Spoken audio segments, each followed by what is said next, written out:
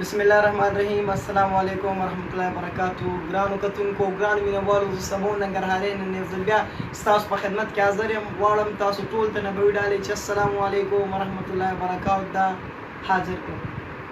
امید ده ستاسو حضور ته حاضر کړم. امید ده څو تاسې ټولو به خپل اختر ښه لمانځلی وي او د خدای پاک ثنا او حمد هم پکې ډېر زیات کړی وي. قدرمنو مینوالو او قدرمنو وروڼو، نننۍ موضوع ډېره زیاته مختلفه ده چې د کرکټ په اړوند ده. څرنګه چې تاسو پوهیږئ د نن سبا نړیوال جام کې د نړۍ مخکښ ټول ټیمونه لګیا دي، د خپل وطن او د خپل د هیواد د بیرغ د سویرې لاندې لګیا دي، لوبې کوي او هر یو په دې تکل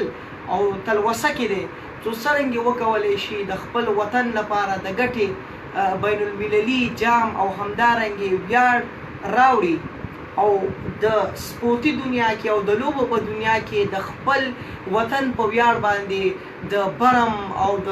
عزت منارې ودروي. همدارنګې په دې دا چې افغانستان ټیم په دې مخکښ ټیمونو کې او په دې مقابله په دې سیالۍ کې د نورو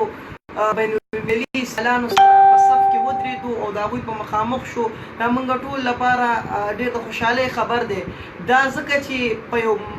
مقطع زمانې یا دا زمانې مقطع کې دا هر څه وشول، دا صرف یو خوب ګڼل کېدلو. دا هر څه زموږ د لوبغاړو د کړاوونو چې څومره کړاوونه هغوی ځان باندې تېر کړي دي، څومره ستونزې په ځان باندې منلي دي، که دا زه په دې باندې بحث شروع کړم دا بالکل یو جلا بحث دی. زه دلته دا هم غواړم چې ووایم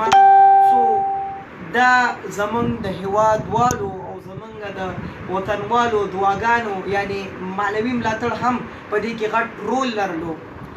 چې زموږ افغانستان ټیم په دومره کم مدت کې دې ځایله راورسېدو.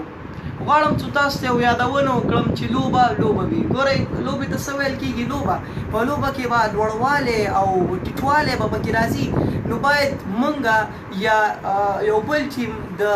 بایلات په وخت کې زړه مات نه کړي او همدارنګې په خپلې بریا باندې مغروره نه شي. زه له تاسو ټولو څخه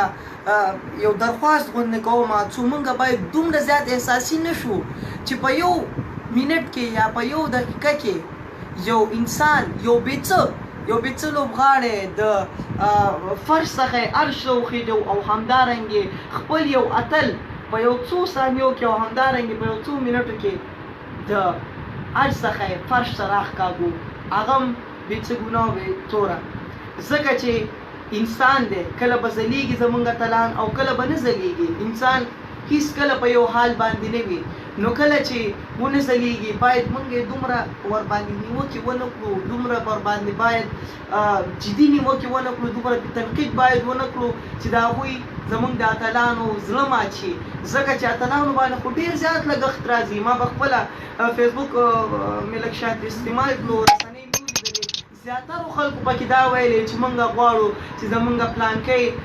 پلیر په ځای یا زموږ پلانکي لوبغاړي په ځای دی دا بل پلیر دی راشي یا دا بل کس دی پې لوبه وکړي. زه تاسې ټولو څخه یو دا درخواست کوم او تاسو دا ویل غواړم چې لوبغاړي باندې ډېر زیات لګښت راځي، ډېر زیات پیسه استعمالیږي او ډېر زیات پیسه پرې خرچ کېږي. لوبغاړي داسې روبوټ نه دي چې په یو مشین کې جوړ کړی شي او همدارنګې چې کله مطلب بېکاره شي یا د هغوی په ځای موږ نور لوبغاړي راوړو. هو زه دا منم د یو لوبغاړی چې کله د ټیم څخه ولاړ شي نو هغه ډېره غټه خلاف پرېږدي په ټیم کې. داسې نه ده چې یو لوبغاړی دی په مشین کې جوړ شو بس دې کار ونه کړو بل لوبغاړی پسې ده راوړو. په دې ټولو باندې ډېر زیات کوششونه کېږي، نو موږ له دا په کار نه ده چې د دوی زړونه مات کړو او څو دوی خفه کړو موږ، ځکه دوی زموږ اتلان دي. دلته اوس چې د اوسنیو لوبو دا چې په دې اوسنیو لوبو کې څه روان دي او دا چې څه مطلب په رسنیو کې دي، دا دې کې زموږ لپاره ډېر زیات سوالونه راوچتېږي. هغه دا چې آیا زموږ د لوبغاړو لپاره دا پیچونو باندې لوبه زموږ د لوبغاړو لپاره وړتیا لرله او همدارنګې آیا زموږ د سلیکشن کمیټۍ یا زموږ د لوبغاړو د ټیم د سلیکشن کمیټې کې څه خلا ولا یا همدارنګې زمونږ د لوبغاړو په فټنس کې څه شک غوندې یا څه فټنس کې څه پرابلم یا څه داسې مسله غوندې ولا دا ټول سوالونه چې دي دا به انشاءالله تعالی دا به وروسته کېږي د نړیوال جام نه بعد به کېږي او کرکټ بورډ به انشاءالله تعالی زه یقین لرم چې د دې ټولو جوابونو د دې ټولو سوالونو جوابونه به عوام او ولس ته به ورسپاري به خو تاسو ټول څخه زه دا هیله کوم څو خپل اتلان مونږ سپک نه کړو او هغوی زړونه مات نه کړو دلته غواړم څو زمونږ همداسې دی وتل شهزاد محمد صاحب شهزاد محمدي لالا یادونه وکړم او د هغوی چې څومره مطلب کړاوونه کړي دي څومره ستونزې په ځان باندې تېرې کړي دي د خپل ټیم لپاره د هغې یادونه تاسو لپاره وکړم او غواړم څو نن د خپل ټیم او په ځانګړې توګه د شهزاد محمدي لالا څخه ننګه وکړم د هغوی په سر باندې ننګه وکړم ځکه دا هماغه خلک دي چې زموږ د ټیم د جوړېدو په ابتدا کې تر اوسه پورې زموږ د ټیم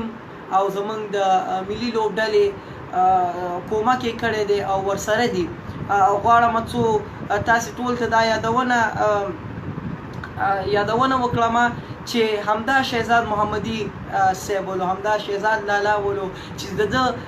له برکته د خدای پاک په مدد او د ده له برکته موږ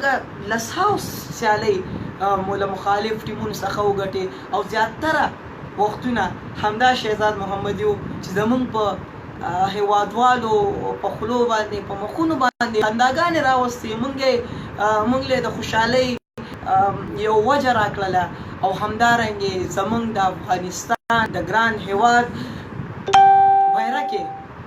بیرغ په ټول جهان کې وځلولو نو تاسې ټول څخه دا درخواست دی څو خپل اتلانو باندې ډېر زیات تنقید ونه کړو ځکه چې دا به یو ورځ ځلیږي او بله ورځ به نه ځلیږي دا ټول دا انسانان دي په کله به دوی په فارم کې به وي او کله به نه خو موږ ټول له دا پکار ده څو د دوی ملاتړ وکړو او څو د دوی دلشکني یا د دوی زړه مات نه کړو امید ده چې خبرو به مې تاسو لمحه فکر ګرځولې وي او امید ده